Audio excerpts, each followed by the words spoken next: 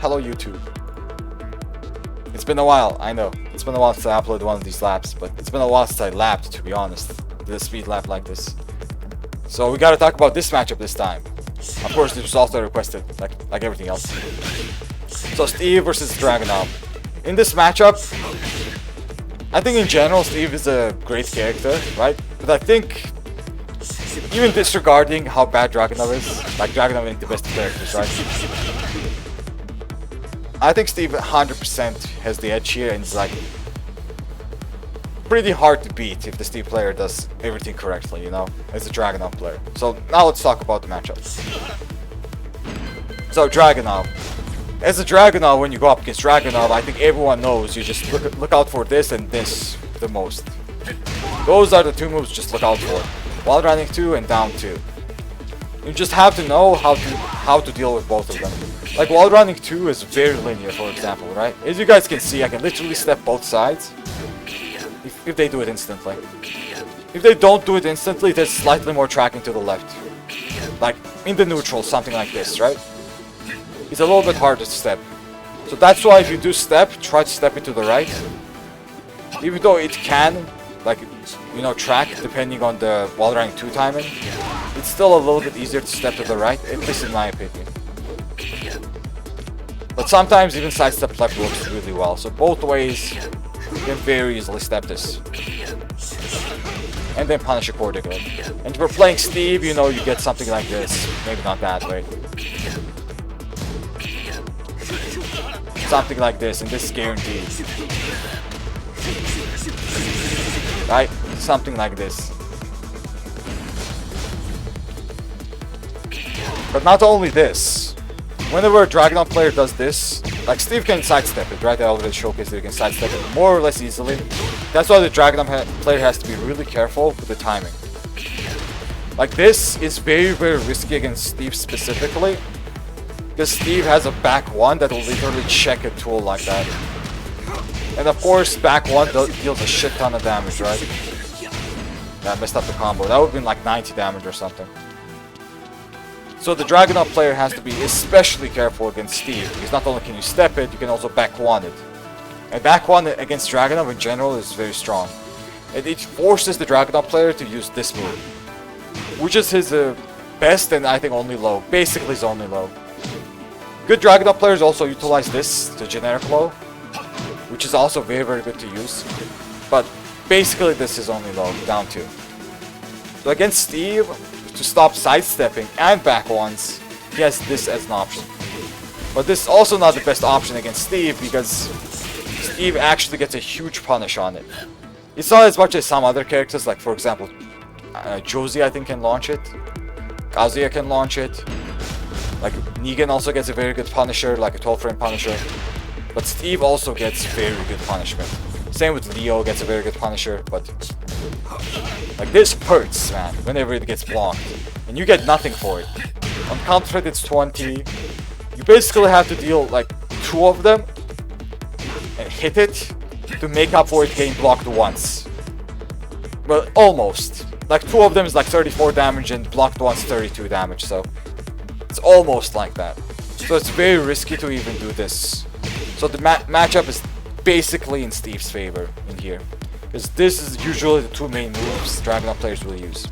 But now let's talk about the mind games that both of these moves have. So first, let's talk about down 2. So this is a 0 on block, not block, 0 on hit move, and forces crouch. So if you do a while standing 1, the Dragunov also does a while standing 4 in this situation, this will trade, right? The mind game is very, very simple here. They either check you with this or another low, something like this, or another down 2, or they will sidestep and bait something out of you, like something like this, maybe. That tracked, wait. This into sidewalk, into down forward, stuff like this. To bait something and punish you, right? Something like that. Like those are basically the options. The Dragunov players are very aware of the down 2 mind game, because it's like one of the few things he has, right? After down 2. It doesn't give plus but at least it doesn't give minus. But there's a mind game that if you sidestep, you can avoid a lot of stuff. When it comes to Steve, while standing 1's harder to avoid, to be honest, but it's possible. And it's hard to punish as well. It's very good on it. So while staying 1 check isn't the worst thing you can do as a Steve player. Like some while staying 4 checks recover way too slow, and Dragunov can easily down 4-2 punish it, or at least 4-1. But while staying 1 of Steve's kind of recovers pretty quickly. It also has a follow-up which you counter hit in the while staying 1-1, which is also a high and it's safe, so it's not the best of ideas. The other thing the Dragunov player can do here is Dick Jab. Because it's 0, this beats a while staying 1 attempt. And of course, if you Dick Jab yourself, like that, these down jabs just trade with each other. This is what it's called, sharing the same brain cell. But this is actually a good thing to do, because as I said, it's 0 and Dick Jab beats literally everything. So if you both of you Dick Jab, you will beat it. But if you Dick Jabs, of course, you also have the option to sidestep. The mind game is very, very neutral here. Both of you literally have the same kind of mind game, because both of you are in crouch, and both of you are 0. The only difference is, you have one direction to step in, and the other guy has the other direction to step in, because you have, P1, P2 things. Whatever, that doesn't matter. Basically the same kind of mind game. But if you can bait out his while standing 4 with any kind of movement, you can also punish him. It's the same with him. If he baits out your while standing 1 or while standing 2, he can't punish it. Exactly the same kind of mind game. But just be aware that he can also do stuff like this, as I said, stuff like this to check you, and he can also do this. And this, what the fuck was that? He can do this. And this is for people who step. Because this actually clips steppers. Like that. Right? If you have a good sidewalk, you can actually sidewalk it, but sometimes even gets clipped by your sidewalk. Like that. So be aware that this is also a thing. Like those are like the usual options. You can also do while standing 1 to play with a mind game with while standing 1. But let's talk about while standing 1 mind game a little bit later. That's like the basic of down 2 and its mind game, more or less. Like the best thing Dragunov player can do is just move away with a backdash or a sidestep and bait stuff out. And the best thing you can do is exactly the same thing. Now let's talk about wall running 2. For wall running 2, it's a mid, of course. It is easily steppable, as I already showcased. It's better to step to the right than to the left, at least personally for me. But a room attempt for follow. But let's talk about the mind games it has on block now. So you blocked it. It happens, right? Of course, it happens. You will most likely block this a lot more than step it or avoid it. If a Dragunov player is good, they'll make this get blocked. You're -6, or it's like worse scenarios, a little bit rarer scenarios. Wait, let me try to showcase something. You might be like a little bit more minus. But now let's see the mind game for this. The way I have to showcase it, I have to make him block it. It's basically like this. So the mind game is very, very simple. You do want to sidestep here, but the Dragunov has an option to check you with jabs. Something like this. That's why you will see a lot of high-level Dragunov players jab after while running too. This stops steppers very consistently. You cannot move not even an inch here. This will just hit you. Of course, it's not only 1-3. They can just do a 1 jab to be safe, or do a 2-1. This just hits you, And you get checked, so you can't move. But, of course, it has a few weaknesses. One weakness is, it can be easily predicted, because it will always come with the jab, so like someone like Steve can, for example, punch parry it, right? And the other weakness is, you can just duck it and punish it very, very easily. But that creates a risk, right? A big risk. So usually just stay there and take it.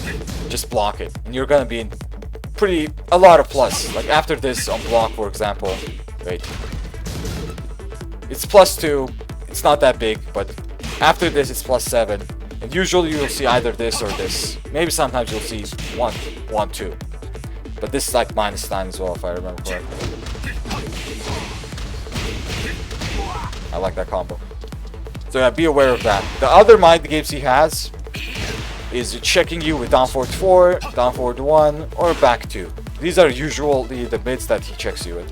So something like this into down forward 4, right? God damn it. Instant down forward 4. But this can lose to a sidestep sometimes. It just depends on the angle and the character. But usually this will clip you. Usually this clips you if you try to step. Like for Steve, you usually will get clipped. Right? And that's why down forward 4 is very, very good to use here. But also bad to use because if you do block it, which I did recommend doing, usually blocking is the best thing here. It's -9 and you just literally go back to neutral because of the pushback. And now let's talk about the other ones like down forward 1. Like down forward 1 is also a very, very good checking tool. Like that. And it will just check you very, very consistently. I think you can step it like that, but it's a little bit inconsistent. Like that. So you have to like time it correctly. And usually you do want to step right against it. Oh god. Like this.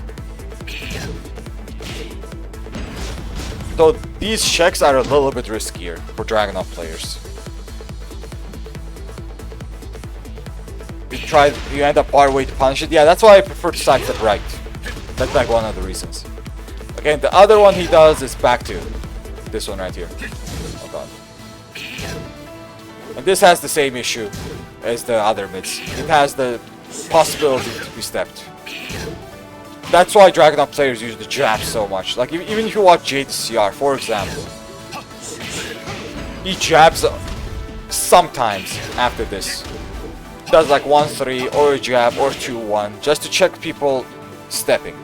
Just so you know they don't step after it. So that's basically the mind game, and of course he has low mix-ups, which is usually a down 2.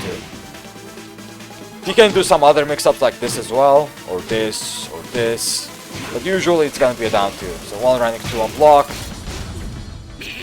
into down 2. So the thing is, if you do like a little fuzzy for instant down 2, it gets beaten by a lot of stuff. But of course you might get clipped by this, or this, especially this.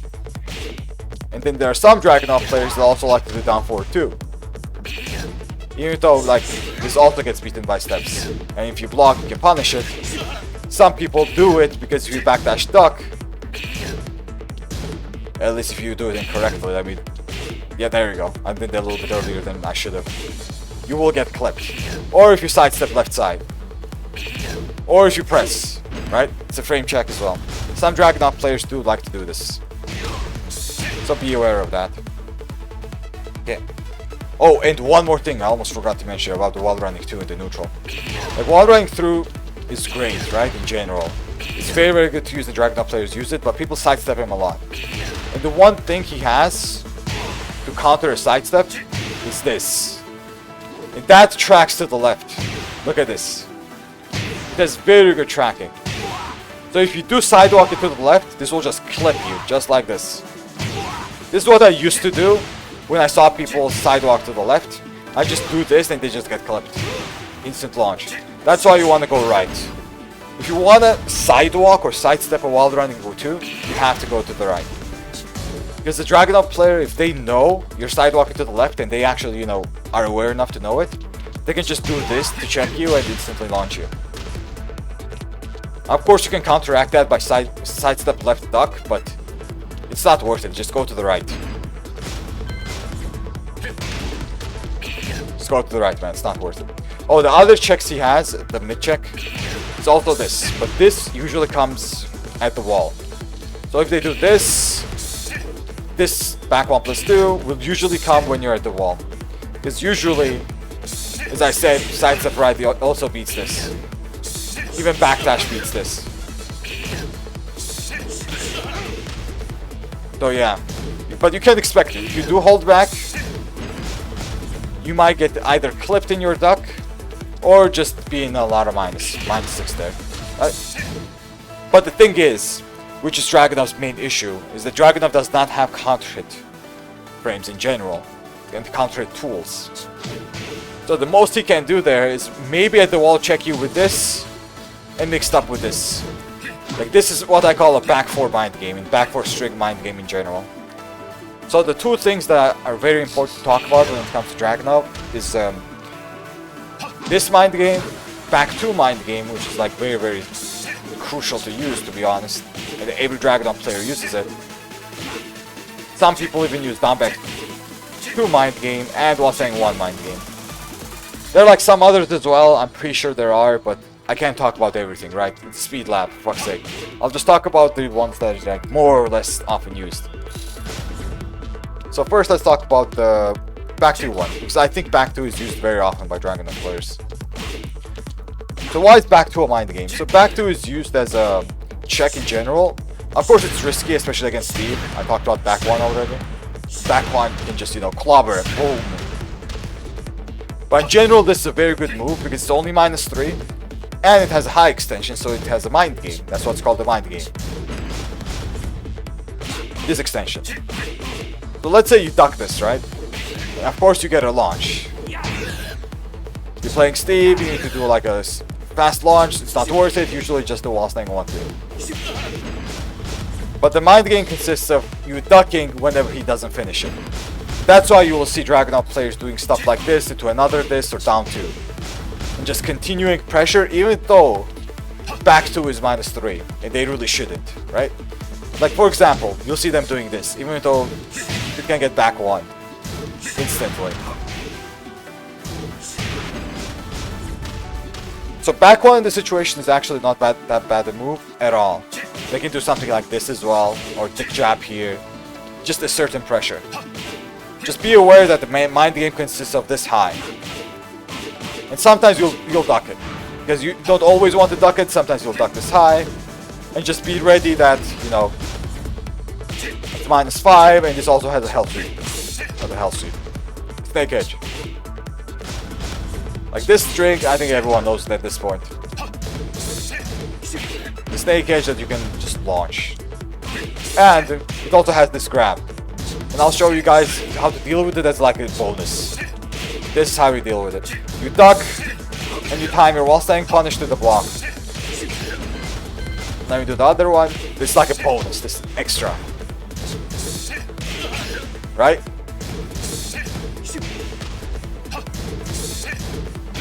But just make sure to like react. As a Steve player, you have to be able to react and punish accordingly.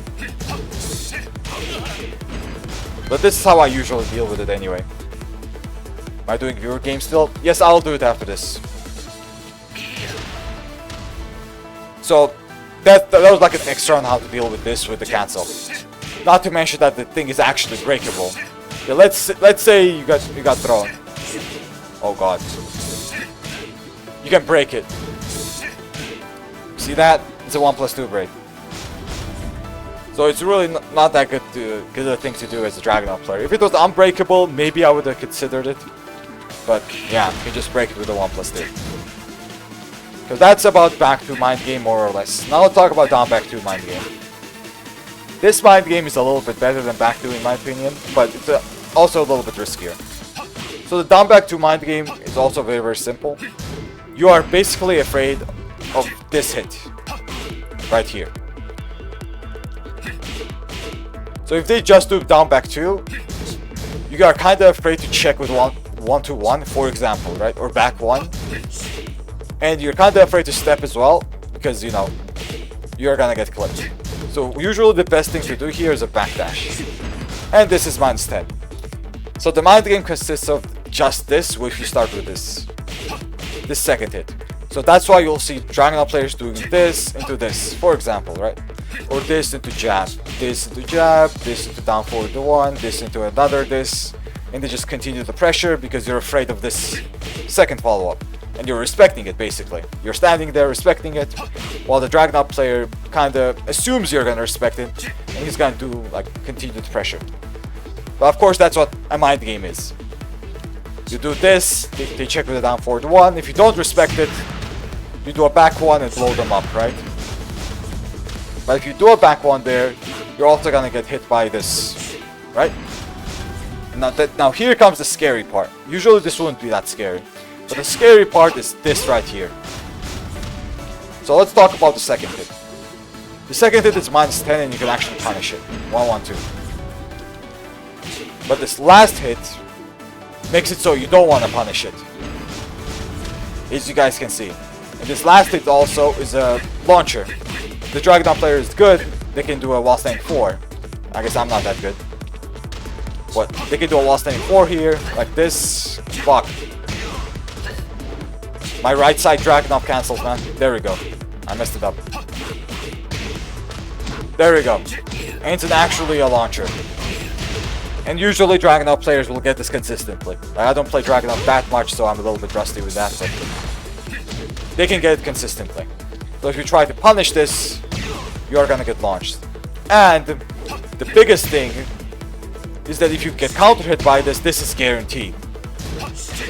So if you actually back 1 here, like I said, you're gonna get counter hit like that, and you're gonna get launched. Like this into this is guaranteed if it's counter hit. That's why I said that this is a little bit of a better mind game, because of the reward is bigger. You actually do guess correctly on what the opponent is gonna do. But usually the best thing to do here, as playing against the Dragunov, is punish this sometimes. Never press after this, more or less. And respect the last hit, but rarely. Don't always respect it. Because punishing this is very, very worth it in my opinion. As a 10 frame punish, it's very worth it. That's about the down back 2 mind game.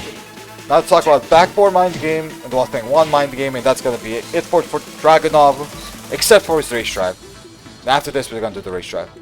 So while standing 1 mind game works very, very simply, and it's very alike, what's it called? In back 2 mind game, more or less. Because he has a high here, but there's also a mid. So if he does a while standing 1, the mind game is basically you gotta respect it. It's -3 just like back 2. And since it has follow-ups, you either duck the high or respect the mid. You can just do this into down 2, right? Because there's a mind game and you respect it. But if you do respect it, you have to expect something like a down 2 or a mid. Like you can't even do something like this. But as I said, these things are very risky, because you can actually react to me stopping it as well and do a jab check, for example, or a down forward 2 check. And Steve actually gets a, you know, a combo out of that. Forgot the word for it. Almost stumbled on my words. Okay. So that's the simple mind games that while standing 1 has. Because there's, you know, this and this. Some Dragunov players do like to use this. And then there's the back 4 mind game. This is my favorite one. I use this the most.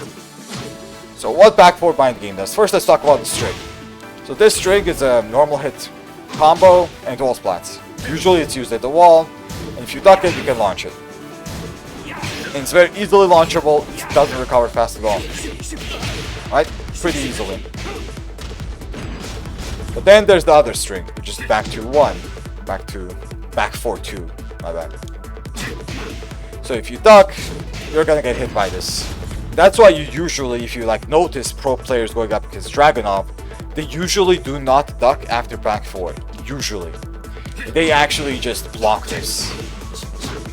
That's the main reason why they do it. They do not want to give Dragunov a free damage like this and free plus frames. Right? You do not want to get Dragunov 15 damage. That's basically what I'm saying. For free. Because you don't want to always duck this. And this also has a follow-up. Back 4-2-1, which is a high. So if you duck this, this is actually all guaranteed. Or if you just get hit in general, this is all guaranteed. But of course, if you respect it, you can also duck this and launch it as a Steve player. Or any other player. You don't need to be a Steve player.